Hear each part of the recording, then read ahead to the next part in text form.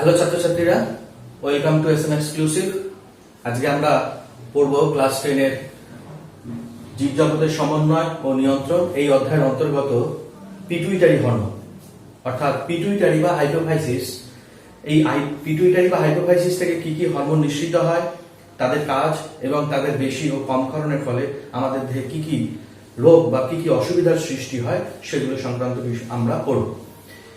Pituitary থেকে কি কি হরমোন নিঃসৃত হয় এবং তাদের কাজগুলো কি কি সেগুলো জানতে গেলে সম্পূর্ণ আমাদের ভিডিওটি দেখতে হবে এবং নিচে থাকা বেল আইকনটি সাবস্ক্রাইব করতে হবে। সবার প্রথমে আমরা দেখে নেব যে পিটুইটারি বা হাইপোফাইসিস। এই পিটুইটারি বা হাইপোফাইসিস গ্রন্থির অবস্থান। এই পিটুইটারি বা হাইপোফাইসিস গ্রন্থিটি আমাদের মস্তিষ্কের স্ফেনয়েড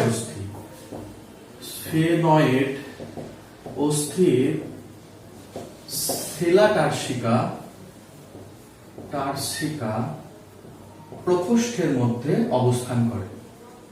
অর্থাৎ মস্তিষ্কের মূলদেশে অবস্থিত স্ফেনয়েড অস্থি, সেই স্ফেনয়েড অস্থির সেলা টার্সিকা নামক একটি প্রকোষ্ঠের মধ্যে এই পিটুইটারি গ্রন্থিটি অবস্থান করে।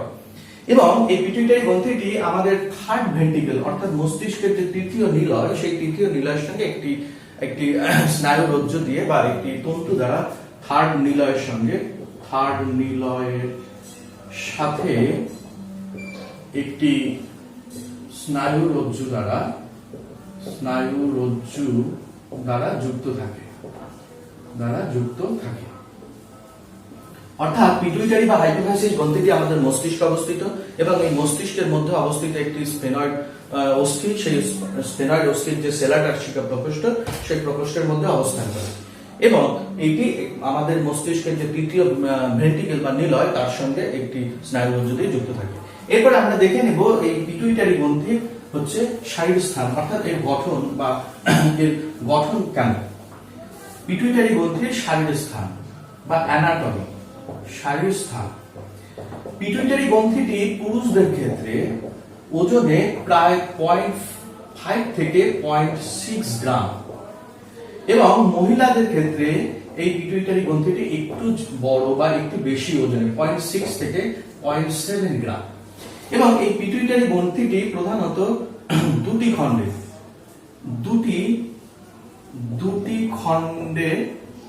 বিভক্ত। একটি হচ্ছে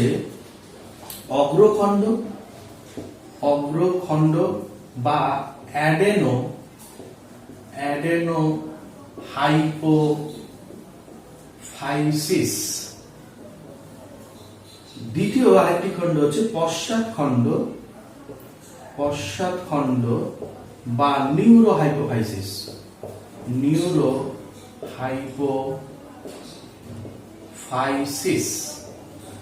এই অ্যাডেনো হাইপোফাইসিস এবং নিউরো হাইপোফাইসিস এদের মাঝখানে একটি ক্ষুদ্র একটি অংশ দেখতে পাওয়া যায়, যেটাকে বলা হয় হচ্ছে পার্স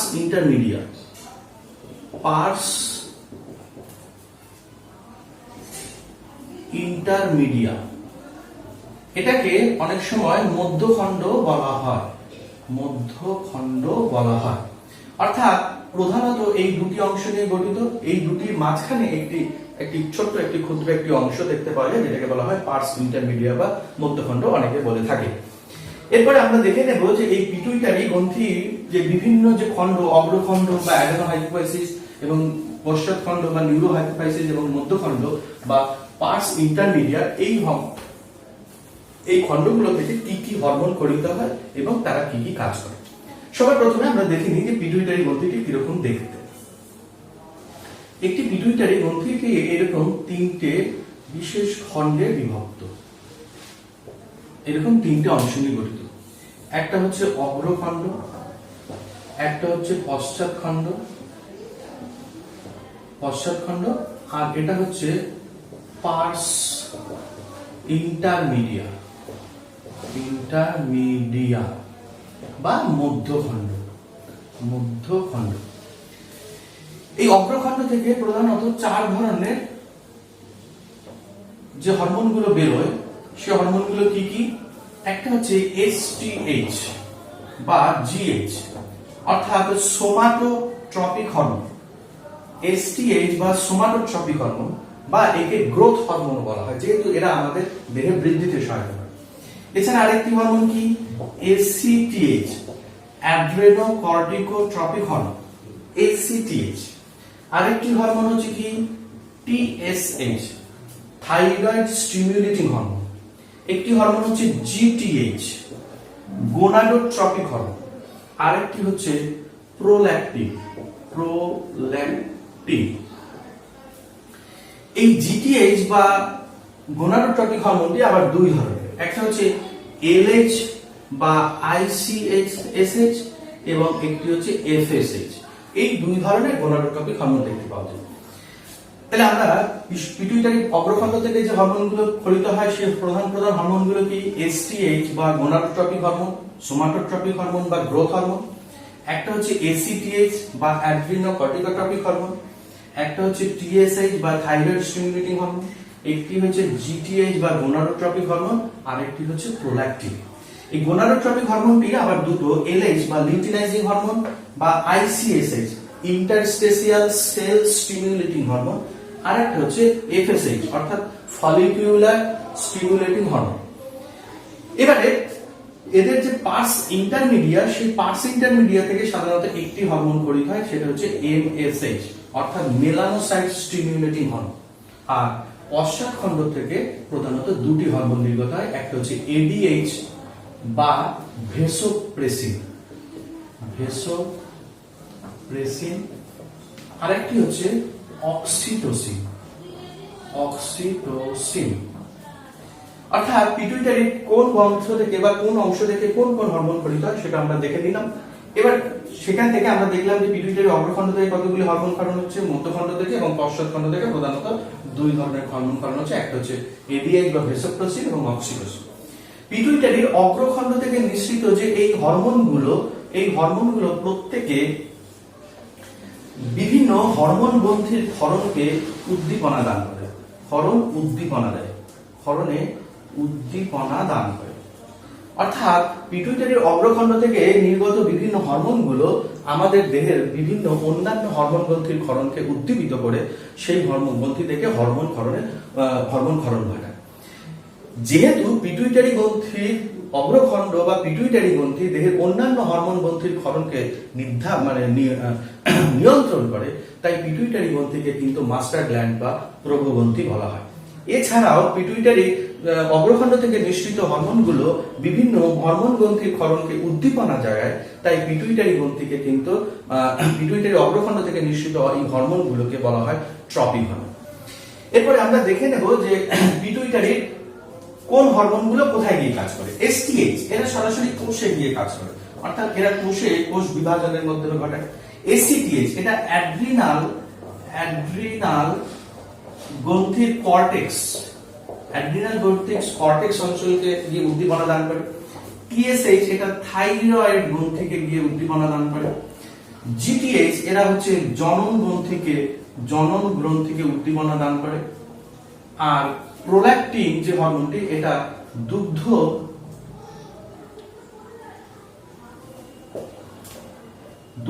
গ্রন্থিকে উদ্দীপনা দান করে, দুগ্ধ নিঃসরণ করে, দুগ্ধ উৎপাদনে অংশগ্রহণ করে, দুগ্ধ উৎপাদনে উদ্দীপনা দান করে। এমএসএইচ এটা মেলানিন রঞ্জক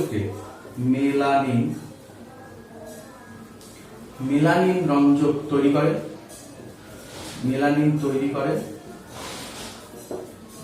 এডিএইচ বা ভেসোপ্রেসিন কি কাজ করে সেটা বৃক্ক নালিকা থেকে জলের পুনঃবিশেষণে সহায়তা করে। অক্সিটোসিন আমাদের দেহের বিভিন্ন অঙ্গগুলিকে সংকোচন প্রসারণে সহায়তা করে। আমরা দেখে নেব যে এর পরবর্তীতে আমরা দেখে নেব যে এই হরমোনগুলো প্রত্যেকে কি কি কাজ করে।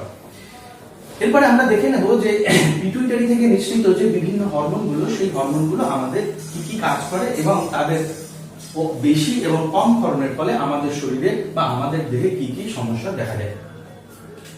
সবার প্রথম এসটিএইচ বা জিএইচ, সোমাটোট্রপিক হরমোন বা গ্রোথ হরমোন।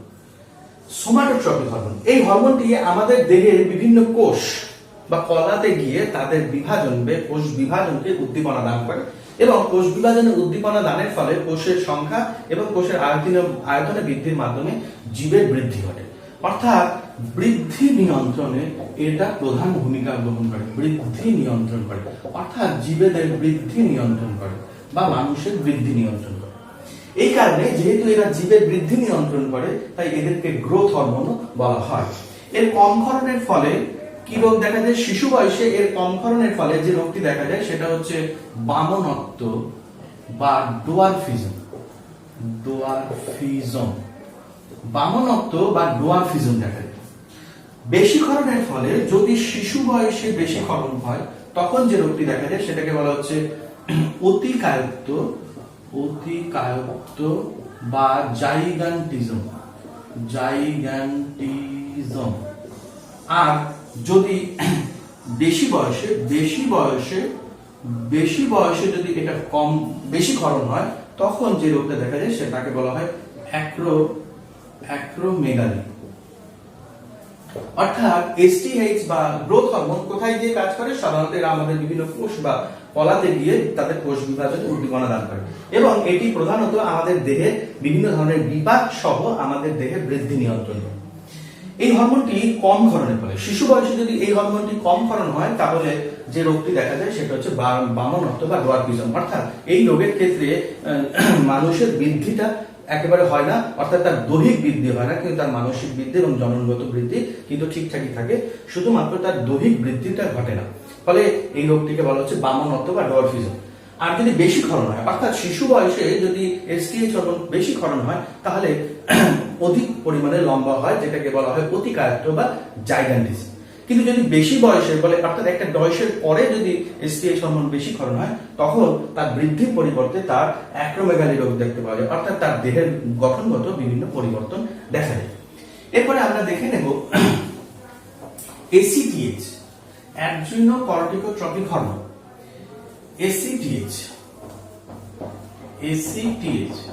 Adrenocorticotropic hormone. অর্থাৎ এই অ্যাড্রিনোকর্টিকোট্রপিক হরমোন কোথায় গিয়ে কাজ করে? এটা আমাদের বৃক্কের উপরে অবস্থিত যে অ্যাড্রিনাল গ্রন্থি, সেই অ্যাড্রিনাল গ্রন্থির যে কর্টেক্স অঞ্চল, অ্যাড্রিনাল গ্রন্থির কর্টেক্স অঞ্চলে গিয়ে কাজ করে। অর্থাৎ অ্যাড্রিনাল গ্রন্থির কর্টেক্স অঞ্চলে গিয়ে কাজ করে। কি কাজ করে? এখান থেকে, অর্থাৎ অ্যাড্রিনাল গ্রন্থির কর্টেক্স অঞ্চল থেকে হরমোন ক্ষরণ নিয়ন্ত্রণ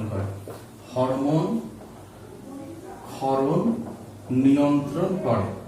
অর্থাৎ অ্যাড্রিনাল গ্রন্থির কর্টেক্স থেকে যে হরমোনগুলো ক্ষরিত হয় সেই হরমোন ক্ষরণ নিয়ন্ত্রণ করে। যদি কম ক্ষরণ হয়, তার প্রভাব খুব একটা নেই, কিন্তু যদি বেশি ক্ষরণ হয় তাহলে আমাদের দেহে কুশিং বর্ণিত রোগ দেখা যায়। অর্থাৎ অ্যাড্রিনাল গ্রন্থির কর্টেক্স অঞ্চলে ক্ষরণকে উদ্দীপনা দান করে এবং এখান থেকে হরমোন ক্ষরণ ঘটায়, এবং তার এই কম ক্ষরণে খুব একটা বেশি প্রভাব না থাকলেও যদি বেশি পরিমাণে ক্ষরণ হয় তাহলে আমাদের যে রোগটি দেখা যায় সেটাকে বলা হচ্ছে কুশিং সিনড্রোম। এরপরে আমরা দেখে নেব যে টিএসএইচ বা থাইরয়েড স্টিমুলেটিং হরমোনের কি কাজ এবং এটি কি কাজ করে এবং কোথায় গিয়ে কাজ করে।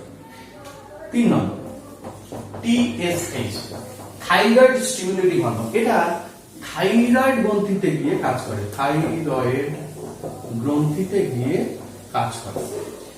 এটা কি কাজ করে? এই থাইরয়েড গ্রন্থি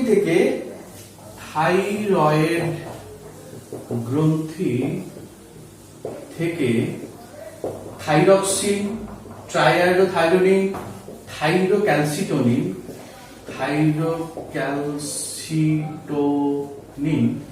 এই হরমোনগুলোর ক্ষরণকে নিয়ন্ত্রণ করে।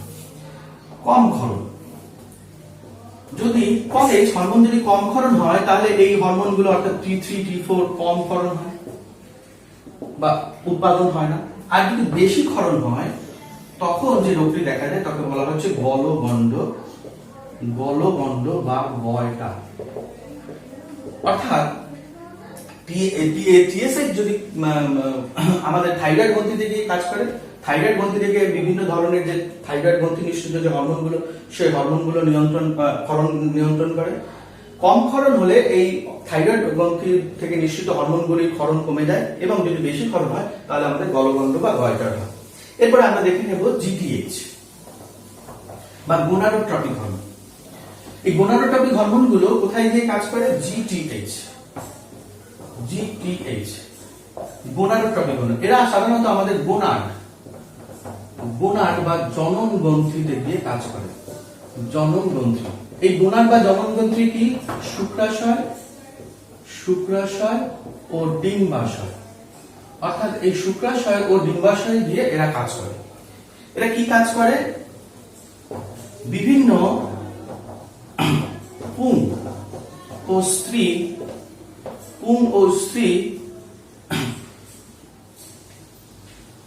জনন হরমোনকে ক্ষরণে সহায়তা করে।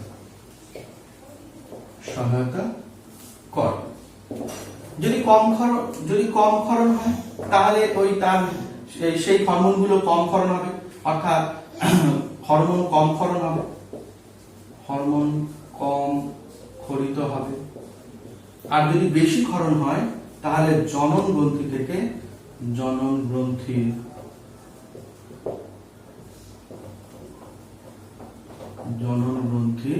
হরমোন কম ক্ষরণ হবে, জনন গ্রন্থির হরমোন বেশি ক্ষরণ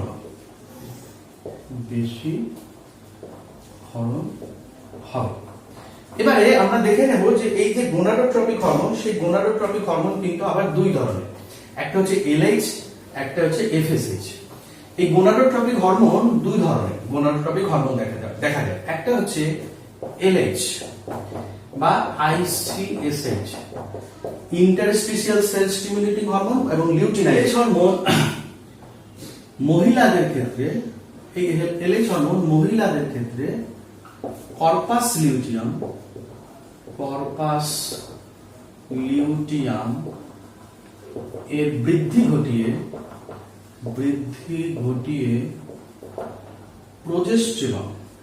প্রোজেস্টেরন হরমোন ক্ষরণ ঘটায়। আর পুরুষদের দেহে লেডিগের অন্তঃকোষ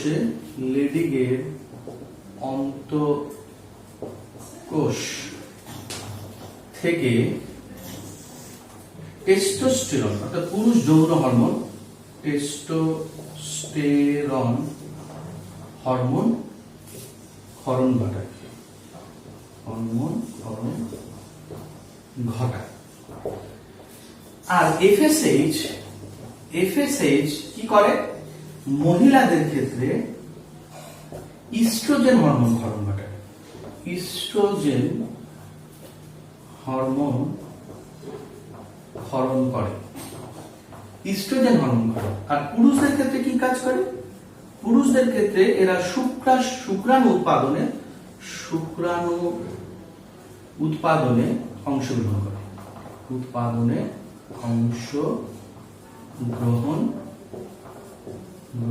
করে। অর্থাৎ যে দুটো জিটিএইচ হরমোন অর্থাৎ গোনাডোট্রপিক হরমোন, এরা দু ধরনের। একটা হচ্ছে এলএইচ এবং বা আইসিএসএইচ। সেই এলএইচ বা আইসিএসএইচ সেই হরমোনটি কি কাজ করে? সেটি মহিলাদের ক্ষেত্রে কর্পাস লিউটিয়াম বা পিত গ্রন্থি বৃদ্ধি ঘটিয়ে সেখান থেকে প্রোজেস্টেরন হরমোন ক্ষরণ ঘটায়। পুরুষদের ক্ষেত্রে সেটি লেডিগের অন্তঃকোষকে উদ্দীপিত করে সেখান থেকে টেস্টোস্টেরন হরমোন পুরুষ যৌন হরমোন ঘটায়। আর এফএসএইচ মহিলাদের ক্ষেত্রে ইস্ট্রোজেন হরমোন ক্ষরণ ঘটায়, আর পুরুষদের ক্ষেত্রে শুক্রাণু উৎপাদনে প্রধান ভূমিকা গ্রহণ করে। এরপরে অগ্রপিটুইটারি থেকে আরো একটি নিঃসৃত হরমোন রয়েছে, সেটা হচ্ছে প্রোল্যাকটিন। প্রোল্যাকটিন হরমোন কি কাজ করে?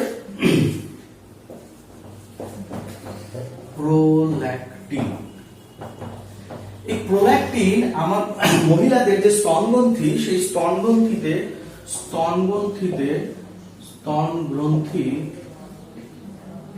থেকে দুগ্ধ উৎপাদনে মুখ্য ভূমিকা গ্রহণ করে। উৎপাদনে ও দুগ্ধ পরিবহনে গ্রহণে প্রধান ভূমিকা গ্রহণ করে, প্রধান ভূমিকা গ্রহণ করে। অর্থাৎ মহিলাদের, গর্ভবতী মহিলাদের ক্ষেত্রে এই প্রোল্যাক্টিন হরমোন সবচেয়ে বেশি পরিমাণে ক্ষরিত হয় এবং শিশু সন্তান জন্মাবার পর এই প্রোল্যাক্টিন হরমোনের প্রভাবে স্তনগ্রন্থির মধ্যে দুগ্ধ উৎপাদন প্রক্রিয়া সম্পন্ন হয় এবং সেই দুগ্ধ উৎপাদন বা সেই দুধ বা মিল্ক সেটা শিশুদের দেহে প্রবেশ করে। এই যদি প্রোল্যাক্টিন হরমোন যদি গর্ভবতীর সময় বা প্রসবকালীন সময় যদি এই প্রোল্যাক্টিন হরমোনের উৎপাদন কম হয় বা প্রোল্যাক্টিন হরমোন কম ক্ষরণ হয়, তাহলে কি হবে, গর্ভবতী মহিলাদের ক্ষেত্রে বা সন্তান প্রসবকারী মহিলাদের ক্ষেত্রে দুগ্ধ উৎপাদনের পরিমাণ কিন্তু কমে যায়। এরপরে আমরা দেখে নেব মধ্য পিটুইটারি বা পার্স ইন্টারমিডিয়া থেকে যে হরমোনটি নির্গত হয় সেই হরমোনটি MSH, মেলানোসাইট স্টিমুলেটিং হরমোন। এটি আমাদের ত্বকে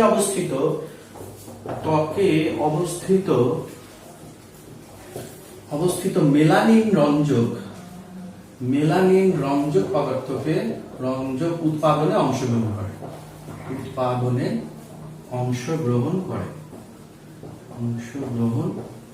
করে জীবেদের বর্ণ গঠনে সহায়তা করে। অর্থাৎ এটি আমাদের ত্বকের যে আর্গেস্টেরল, সেই ত্বকের আর্গেস্টেরলে অবস্থিত যে মেলানিন রঞ্জক, এই মেলানিন রঞ্জক তৈরি করতে সাহায্য করে সাধারণত আমাদের ক্ষেত্রে, এবং তৈরি করে সেখান থেকে দেহের বিভিন্ন বর্ণ তৈরি করতে সাহায্য করে। অর্থাৎ দেহের বর্ণ বাদামি কি ফ্যাকাশে কি অ্যালবাইনো সেই ধরনের বর্ণ উৎপাদনে সহায়তা করে। কিন্তু কিছু কিছু নিম্ন শ্রেণীর স্তন্যপায়ী প্রাণীদের বা মানুষ ছাড়া অন্যান্য অনুন্নত স্তন্যপায়ী প্রাণীদের ক্ষেত্রে, তাদের ক্ষেত্রে কিন্তু এই মেলানিন হরমোন বা MSH হরমোনের কিন্তু একটা বিশেষ ভূমিকা রয়েছে। তাদের যে এস্ট্রাস সাইকেল বা তাদের যে ঋতু চক্র, সেই ঋতু চক্র কিন্তু তাদের একটা বিশেষ ভূমিকা রয়েছে। এরপরে আমরা দেখে নেব পশ্চাৎ পিটুইটারি থেকে নিঃসৃত বা নিউরোহাইপোফাইসিস, পশ্চাৎ পিটুইটারি বা নিউরোহাইপোফাইসিস থেকে নিঃসৃত বিভিন্ন হরমোন। সেখান থেকে প্রধানত দুটি হরমোন নির্গত হয়, একটা হচ্ছে ADH বা ভেসোপ্রেসিন।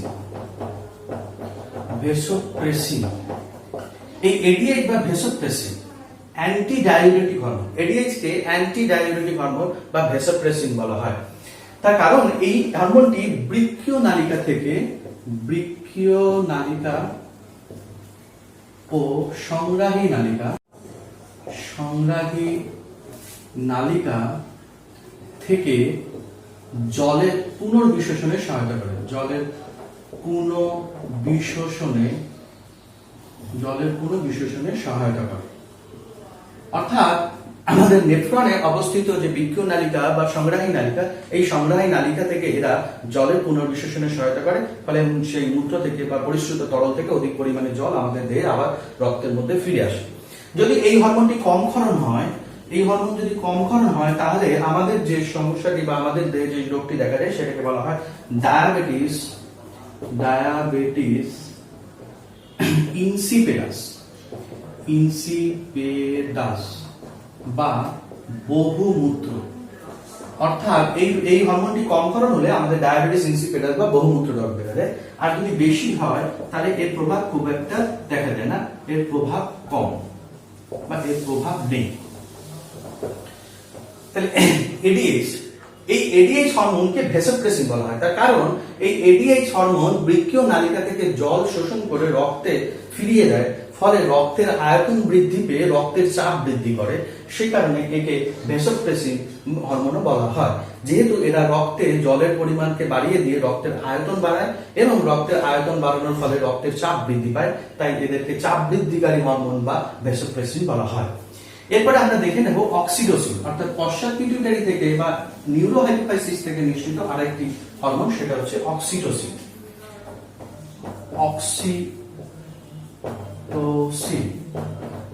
এই অক্সিটোসিন হরমোনের প্রধান কাজ হচ্ছে সংকোচনে সহায়তা করে। কোথায় কোথায়? যেমন জরায়ু সংকোচন, যোনি ও শুক্র নালীর সংকোচন,